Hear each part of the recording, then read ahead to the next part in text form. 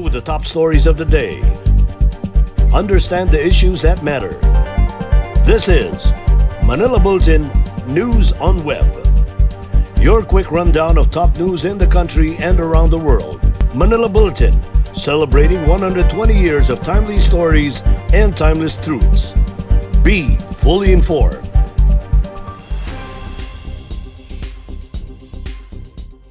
Hi, I'm Barbie Atienza. This is MB Now, and here are your news on web. The National Disaster Risk Reduction and Management received an additional 10 billion pesos funding from the government to further aid disaster-stricken areas in the country. This is the second time this year the Budget Department augmented the national government's calamity funds following the onslaught of recent typhoons. Our Malacanang senior news correspondent, Jeneline Cabiling, has the details. The government has augmented the National Disaster Risk Reduction and Management Fund with an additional 10 billion pesos, bringing the total to 11.7 billion pesos. In a situation briefing in typhoon-hit Camarines Sur Sunday, Budget Assistant Secretary Kim Robert De Leon reported that the additional funds could be accessed by national government agencies to replenish their quick response funds. The government's Disaster Management Fund has a remaining balance of 1.7 billion prior to the latest replenishment made by the DBM. This is the second time this year the Budget Department augmented the national government's calamity funds following the onslaught of recent typhoons. So dahil nga po, yun na lang po yung balance ng ating regular NDRRRMC program at pumasok pa po ang Typhoon Ulysses and we saw the damages po kanina sa Region 2 area, taking again into consideration the authority granted under Bayanihan 2, the DBM again augmented the NDRRRMC fund by another 10 billion at ito po ulit ay pwede pong i-access ng national government agencies to replenish the respective quick response fund po at para po dun sa mga regular rehabilitation and recovery programs, subject po sa validation ng Office of Civil Defense, endorsement ng NDRRRMC Council for OP approval. De Leon said government agencies can request for additional funds with the following allowable limit. The Department of Agriculture can request for funds amounting to 1.5 billion pesos, Department of Health 600 million pesos, Department of Education 2.1 billion pesos, Office of Civil Defense 250 million, Department of Public Works and Highways 1 billion, Department of Social Welfare and Development 1.25 billion, and the National Electrification Administration 100 million. So shown in the slide po is the rough estimate of the breakdown of the proposed 1.5 billion augmentation na ito po yung pinropose po din ni Senator Bong and distributed po sa mga provinces, cities, and municipalities that are affected by Typhoons Quinta and Rolly. So yung detailed breakdown po nito per actual LGU is already submitted po to the Office of the President through the Office of the Executive Secretary. So the proposed total po is around 1.5 B, which will be sourced from the NDRRRMC fund na pinakita po kanina yung initial balance. De Leon said the special allotment release order could be released within a week once the Office of the President approves the fund request. For MB Now, this is Jen Cabiling reporting. The National Disaster Risk Reduction and Management Council recommended to President Duterte on Monday the declaration of a state of calamity over Luzon due to widespread damages brought by Typhoons Quinta and Ulysses and Super Typhoon Rolly. The decision to recommend a state of calamity over Luzon was agreed upon by the Council in a virtual emergency meeting led by NDRRRMC Chairperson and Defense Secretary Delphine Lorenzana. Typhoon Quinta came ashore on October 25 and left 27 people dead, 40 injured, and 4 missing. It also dealt massive damage to agriculture and infrastructure, which was counted at 1.56 billion pesos and 2.66 billion respectively. Meanwhile, Super Typhoon Rolly pummeled Bicol region and parts of Visayas, where 26 persons were reported killed, 399 hurt, and 6 others were missing. It also left 12.9 billion pesos of infrastructure damage and 5 billion pesos of agricultural damages. Immediately after Rolly left, Two typhoons entered the PAR, Sioni and Tonyo, but they did not do significant damage, according to disaster risk management officials. But the incessant rains brought by the successive typhoons saturated the soil in major parts of Luzon, which made Typhoon Ulysses equally devastating as Quinta and Rolly. So far, officials said at least 67 persons were killed, while 13 others were missing during the onslaught of Ulysses, and dealt 2.1 billion pesos and 483 million pesos damages in agriculture and infrastructure. President Duterte has backed the proposed dredging of the Bicol River to minimize flooding in the surrounding areas during typhoons. The president, however, said he prefers a single person over a committee to oversee the river development project in the disaster-prone region to ensure its swift implementation. Duterte made the remarks after local officials proposed to the national government to dredge the heavily silted Bicol River to help ease the problem of perennial flooding. The chief executive was in Camarines Sur to attend a situation briefing and assured its people of the government's swift aid to help them recover from the series of typhoons. In the meeting with the president, Camarines Sur Governor Miguel Luis Villafuerte raised the proposed dredging of the Bicol River to solve or curb flooding in the province. The governor mentioned there was a World Bank study in 2013 on the importance of the Bicol River dredging, adding that flood control projects can be implemented in phases starting next year. Well, I can only give you a guarantee that I will support the project. I thank you, Mr. President. There is somebody who can, isang tao lang kasi, I need 1 month per project. We would be glad to accommodate you, whatever it is. The World Bank doing the project study. Sige, may pera. The Department of Education is once again in hot water for a problematic module that promotes negative values among students and was asked to be accountable for it. In a Facebook post on Sunday, actress Angel Luxin is asking the Deped to be accountable for a mistake found in a learning module and take the initiative to correct it. Luxin was referring to an issue involving her as an example in a module used by students under the distance learning setup. Earlier, photos of a physical education worksheet called the actress as an obese person went viral. The module was from the Deped Occidental Mindoro. In an official statement dated November 13, issued by Deped Occidental Mindoro Schools Division Superintendent Roger Capa, he said that upon initial investigation, the said material is not contained in the self-learning module developed and quality assured by the Deped Central Office.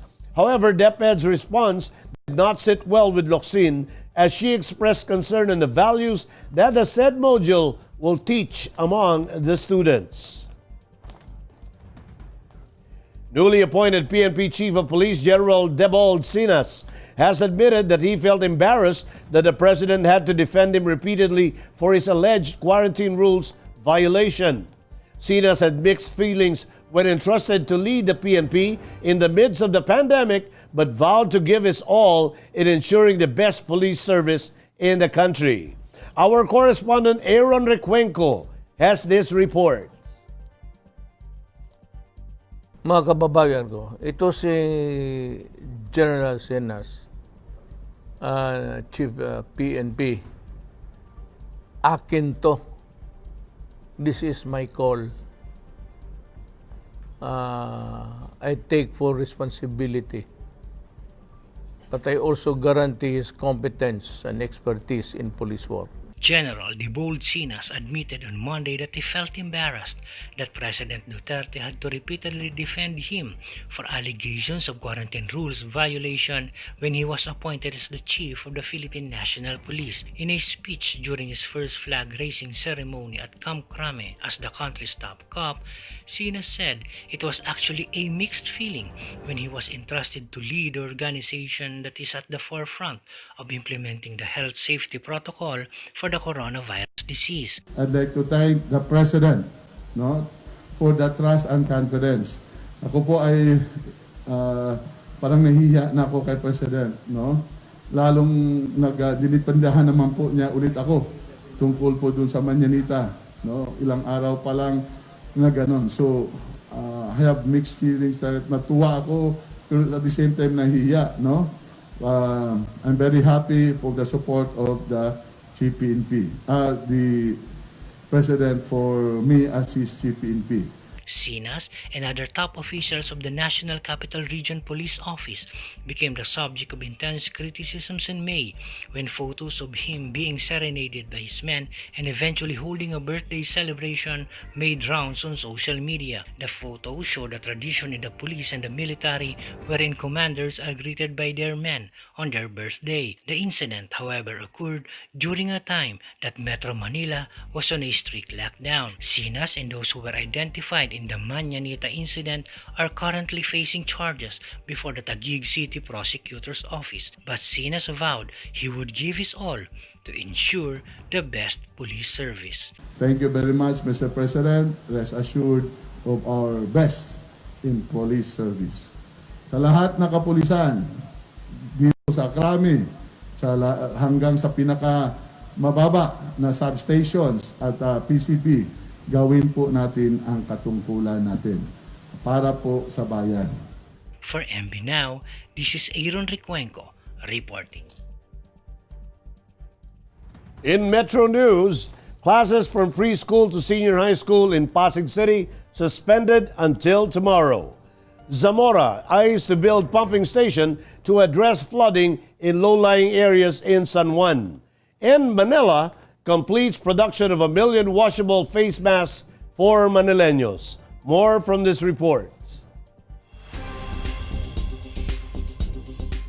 Pasig City Mayor Vico Soto declared on Sunday the expanded suspension of classes from preschool to senior high school in both public and private from November 16 to 17. This caused massive flooding and widespread power interruptions in several parts of the metropolis that is still reeling from the effects of a pandemic. In a separate social media post, Soto said the number of households in the city without electricity was now down to around 3,400 as per Meralco's report on Sunday. The mayor has also reached out to Manila Water to increase the water pressure in Pasig as more use water to clean their homes and belongings following the flood. Soto reported that over 9,000 evacuees received grocery food packs from the local government.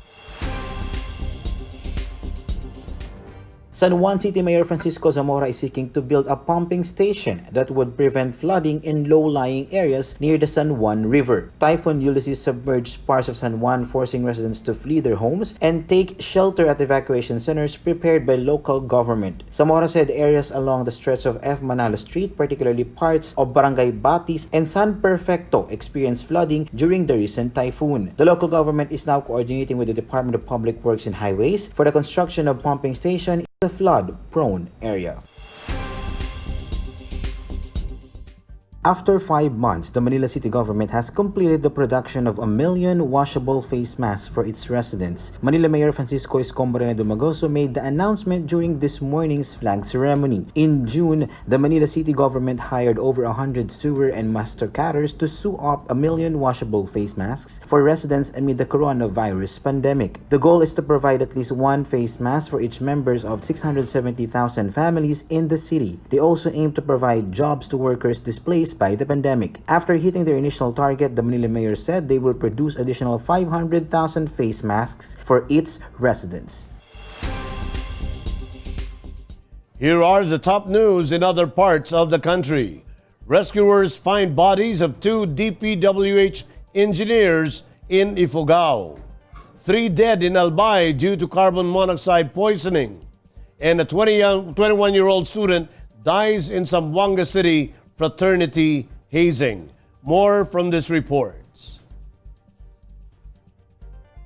The bodies of 2 missing engineers of the Department of Public Works and Highways and unidentified fatality were found after 3 days of search and retrieval operations at 2 landslide areas in Banawe, Ifugao on Sunday, November 15. The remains of John Limo and Julius Gulayan Jr. was found on Sunday in Sitio Wangwang, Barangay Libuong, while an unidentified cadaver was also retrieved at around 3 p.m. The DPWH personnel were clearing an earlier landslide caused by Typhoon Ulysses in Viewpoint Banawe, Ifugao. The rescue teams will continue with their search and retrieval operations for 3 more missing victims in the landslide areas.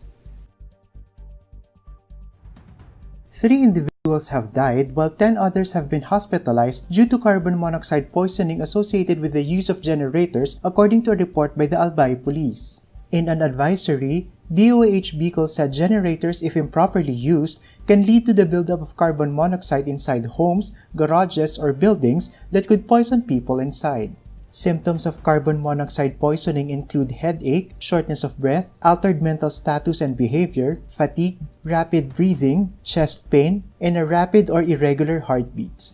The DOH Bicol urged the people to immediately report to authorities or bring to the hospital suspected cases of carbon monoxide poisoning. A 21-year-old senior high school student reportedly died during initiation rites of a fraternity in Zamboanga City on Sunday. The victim was identified as Joselito F. Enviado, a grade 12 student of the Zamboanga City National High School West. According to a report, Enviado collapsed during initiation rites of the Tau Gamma Phi fraternity. Authorities arrested at least 9 officers and members of Tau Gamma Phi Trigusu chapter and confiscated a brown paddle. 4 other fraternity members who were reportedly present during the initiation have surrendered to the Zamboanga City Police Office. In world news, Trump retracts apparent admission of defeat. Vaccine scientist hopes for return to normal by next winter. And rare baby rhinoceros born at a zoo in northern England. Let's watch this.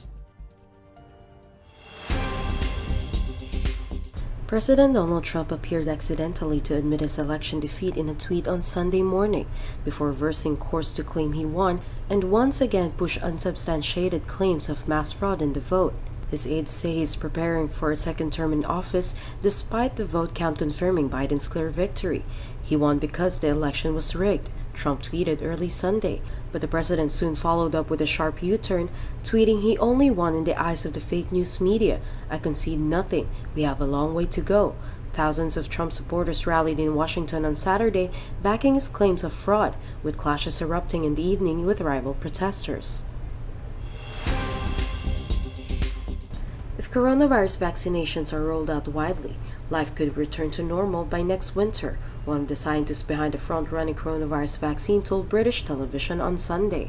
Uğur Şahin, the Turkish co-founder of German firm Bayer, told the BBC's The Andrew Marr Show that this winter will be hard, without any major impact from vaccinations. The infection rate will then go down in summer, he predicted, adding that it is essential that there is a high take-up of the vaccination by autumn. Having identified promising vaccine blueprints, the company formed a partnership in March with American pharmaceutical giant Pfizer. The announcement on Monday that their vaccine was more than 90% effective in trials led news bulletins around the world and sent stock markets and hope soaring. A critically endangered eastern black rhinoceros takes its first wobbly steps at Chester Zoo in northern England. The calf's birth on October 29 was caught on the zoo's CCTV cameras. The zoo has launched a public poll to name the female calf.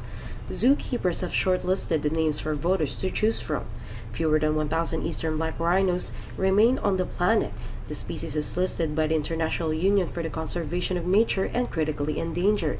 In the wild, they are now found in only Kenya, Tanzania, and Rwanda.